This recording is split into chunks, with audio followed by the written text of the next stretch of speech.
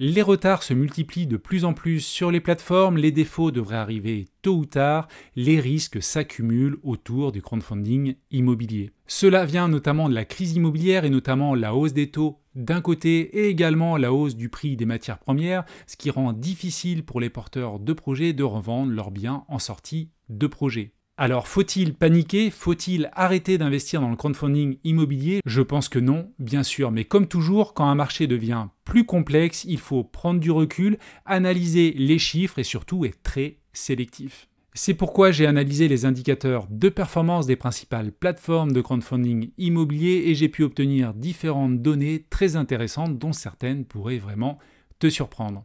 Et donc on se retrouve sur mon Google Sheet. Donc comme tu le vois, j'ai analysé les données sur différentes plateformes. La première brique, Raisers, Clubfunding, Baltis, Limo, Wevest, Immocracy et Bienprêté.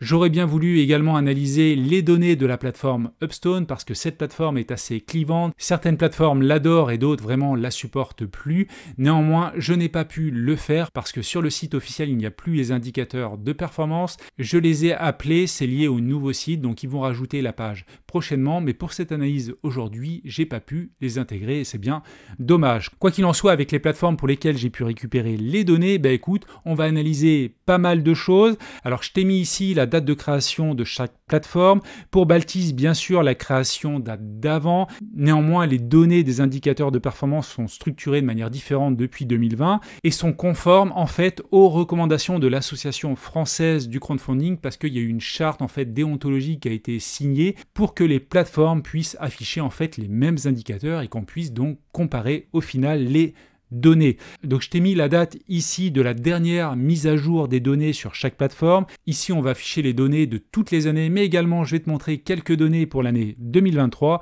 et on commence donc directement avec quelques indicateurs généraux. Alors vis-à-vis du nombre de projets financés, la première brique globalement depuis sa création a financé 427 projets, suit Raisers 352, Clubfunding reste le leader incontestable avec 990 projets, la première brique est quasiment 50% des projets collectés par rapport à Clubfunding, et après on a des plateformes un peu plus petites en volume de projets collectés avec Baltis, Limo, Immocracy, Wevest c'est une plateforme récente, donc bien sûr il n'y a pas beaucoup de projets, et j'ai également mis Bienprêté. Alors le problème de Bienprêté c'est que sur les indicateurs de performance, ils n'ont pas scindé les projets de crowdfunding basique et les projets de crowdfunding immobilier. J'ai donc pris la globalité, ça va être un peu moins intéressant, néanmoins j'ai laissé la ligne parce qu'il y a quelques chiffres que je voulais vraiment te partager. Alors par rapport au montant global des collectes, pour le moment la première brique a collecté 120 millions d'euros, Raisers 3 fois plus avec 360 millions d'euros,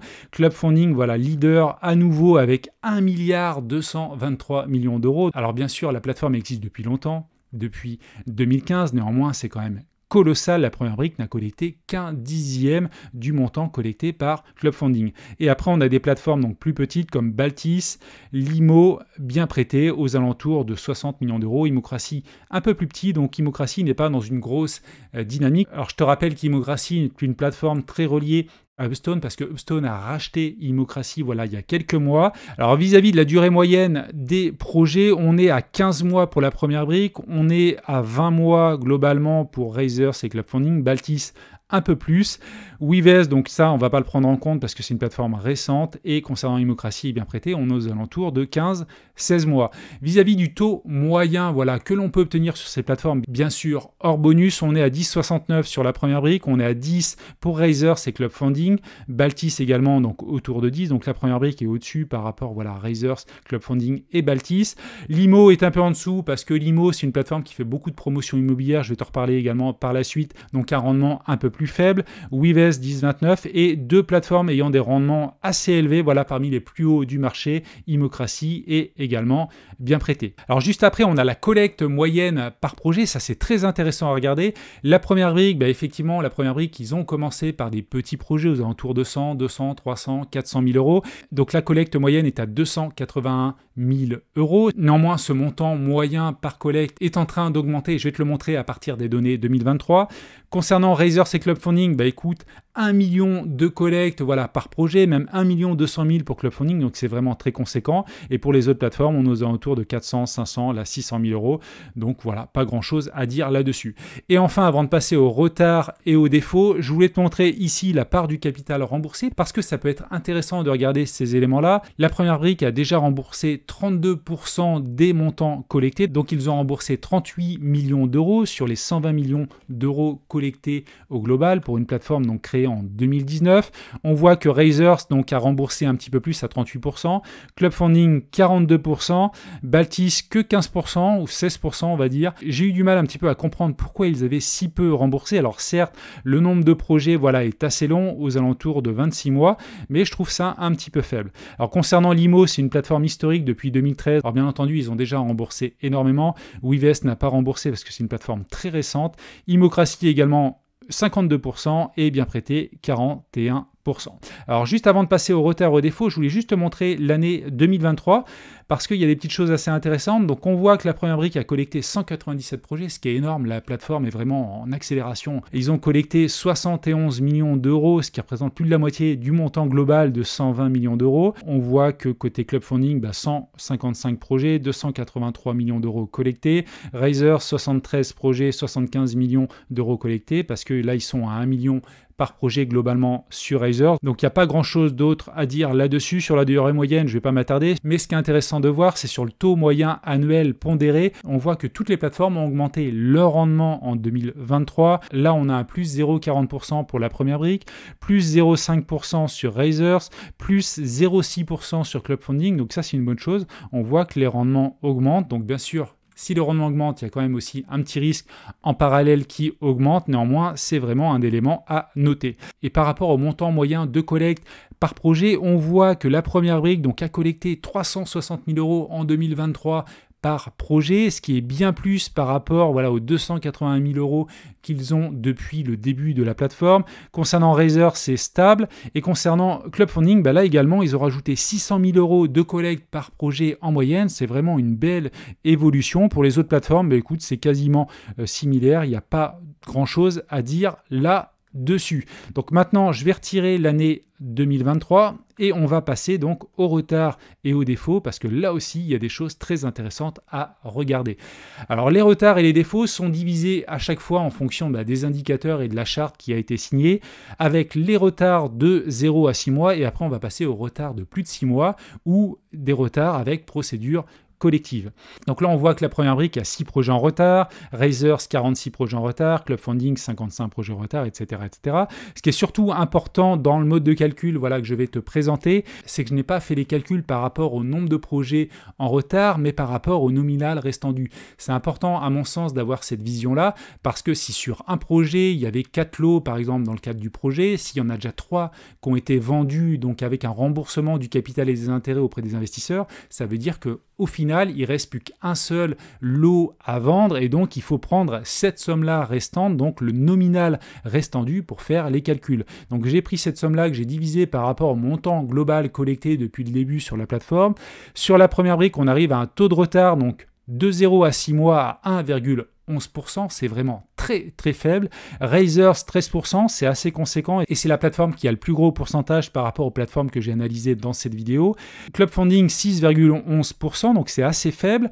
Baltis, Limo aux alentours de 9, 10, 11% et Bien Prêté très très faible, 0,43%. Alors je me suis posé la question parce que par rapport au volume de projets que je te remonte, 3155 projets collectés, avoir seulement 0,43% de retard, c'est vraiment exceptionnel et ça m'interroge quand même un petit peu. Donc maintenant, on va passer au retard de 6 mois et plus ou quand il y a une procédure collective. Donc là, on a 21 projets en retard sur la première brique, 83 sur Club Funding, 27 sur Razers, il y en a 10 sur Baltis et Limo, il y en a 4 sur Bien Prêté. Donc on voit côté Bien Prêté, on est encore très très bas à 0,35%, donc c'est vraiment exceptionnel.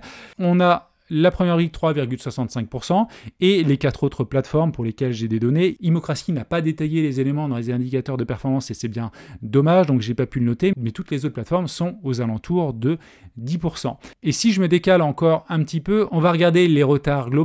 Donc j'ai cumulé les retards entre 0 et 6 mois et les retards de plus de 6 mois ou quand il y a une procédure collective. Donc on voit que pour la première brique, on arrive à 4,76%. On est à 23% côté Razer, donc ça c'est vraiment très conséquent, je suis assez surpris de cela, mais il y a beaucoup de retard donc chez Razer.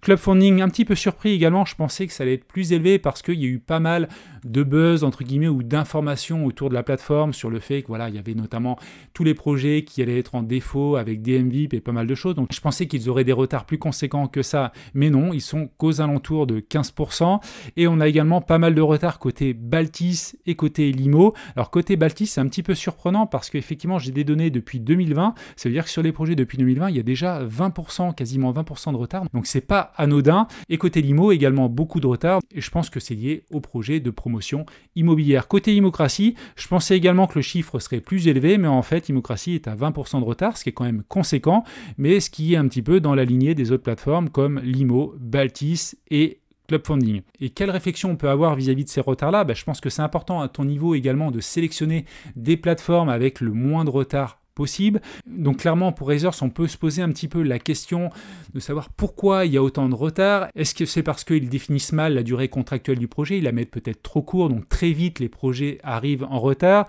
Est-ce que c'est derrière parce qu'ils sélectionnent mal leur projet? Est-ce que c'est peut-être parce qu'ils ont du mal à taper du poing sur la table vis-à-vis des porteurs de projets? Côté la première brique, écoute, on est très faible, à moins de 5%, donc c'est vraiment ça exceptionnel. Donc on pourrait croire également que c'est lié au fait que la première brique a beaucoup collecté ces derniers mois et ces 2 dernières années. Néanmoins, aujourd'hui, comme je te l'ai montré, ils ont déjà remboursé quasiment 33% de toutes les collectes qu'ils ont déjà réalisées, donc c'est déjà conséquent. Alors je pense côté la première brique, c'est qu'ils arrivent très bien à calibrer la durée contractuelle des projets, également qu'ils sont vraiment très humains dans l'approche avec les porteurs de projets, à vraiment travailler de manière très resserrée avec eux, les appeler régulièrement et faire un vrai suivi et reporting des projets. Et après derrière, ils ont vraiment des choses pour taper du poing sur la table. Ils ont 5% de pénalité vis-à-vis des porteurs de projets s'ils dépassent, et s'ils arrivent en retard. Donc ça, je pense que ça doit vraiment mettre la pression vis-à-vis des porteurs de projets. Et puis également, on l'a vu dans certains reporting d'ailleurs sont positifs où il y a des projets où ça se passe très bien, mais d'autres sont un peu plus délicats et quand le porteur de projet arrive dans un petit mutisme ou ne répond plus aux sollicitations et on voit bien qu'il n'arrive pas à trouver de solution vis-à-vis de son projet, la première brique est vraiment capable de taper du poing sur la table, on l'a vu. Ils sollicitent bien sûr leur avocat, activent tout un arsenal juridique pour commencer à mettre la pression sur le porteur et donc avoir les remboursements du capital et également des intérêts. Donc c'est important d'avoir cette vision-là vis-à-vis des plateformes parce qu'effectivement une plateforme qui arrive à un taux de retard très conséquent, ça peut amener des difficultés parce que la plateforme va être engluée là-dedans et dans des procédures diverses et variées avec les porteurs de projets. Donc ça, c'est pas hyper sain à mon sens, mais ça reste vraiment que mon avis, donc il faut faire vraiment attention à cela. Je ferai une prochaine vidéo pour suivre l'évolution vraiment de ces taux de retard sur ces plateformes-là, mais également j'intégrerai toutes les plateformes du marché parce qu'aujourd'hui j'ai voulu travailler sur les plus grosses plateformes et également les plateformes sur lesquelles j'ai déjà investi et puis vu que je voulais valider un petit peu la méthode, j'ai restreint un petit peu le nombre de plateformes, mais c'est important d'avoir cette vision là, de suivre ça parce que ça doit faire partie des indicateurs de sélection de projets parce que toi à ton niveau il faut absolument être vigilant là-dessus parce que le but du jeu, et je t'ai mis cela juste après, c'est d'éviter absolument les pertes définitives. Alors pour le moment tout est à zéro sur les plateformes, tout est rose j'ai envie de dire, mais attention parce que les projets qui sont en retard ou en procédure collective, tôt ou tard, il risque d'y avoir une perte partielle ou totale de ton capital et tôt ou tard, ils vont tomber là-dedans. Mais ça demande plusieurs années, donc warning là-dessus. Et encore une fois, à ton niveau, il faut surtout que tu prennes du recul vis-à-vis de cela, que tu aies conscience de ces chiffres et que ça fasse partie également de l'analyse du projet. Donc tu dois absolument bien analyser tes projets, être hyper sélectif dans tes critères de sélection et aller chercher en fait tout le reste des pourcentages, tous les projets où il n'y a pas de retard globalement et c'est inévitablement les meilleurs projets, ceux où il y a le plus de marge, où les opérateurs sont expérimentés, où le prix de sortie au mètre carré est aussi cohérent ou très cohérent. Il faut également aller chercher les projets où il y a de belles garanties pour éviter absolument et coûte que coûte qu'un projet arrive en retard d'une part et s'il arrive en retard que tu aies une perte de capital parce que tu auras choisi les projets avec les meilleures garantie. Donc voilà ce que je pouvais te dire globalement sur l'ensemble de ces indicateurs. N'hésite pas à continuer la discussion avec moi en commentaire. Ça m'intéresse vraiment pour faire évoluer ce format dans les mois à venir parce que je referai cette vidéo régulièrement pour la mettre à jour. Et si tu veux aller plus loin, écoute, je t'invite à cliquer sur cette vidéo. C'est une vidéo où j'évoque 3 erreurs à absolument éviter dans l'analyse des projets de crowdfunding immobilier. Donc si tu es intéressé, écoute, je te dis à tout de suite de l'autre côté si tu cliques.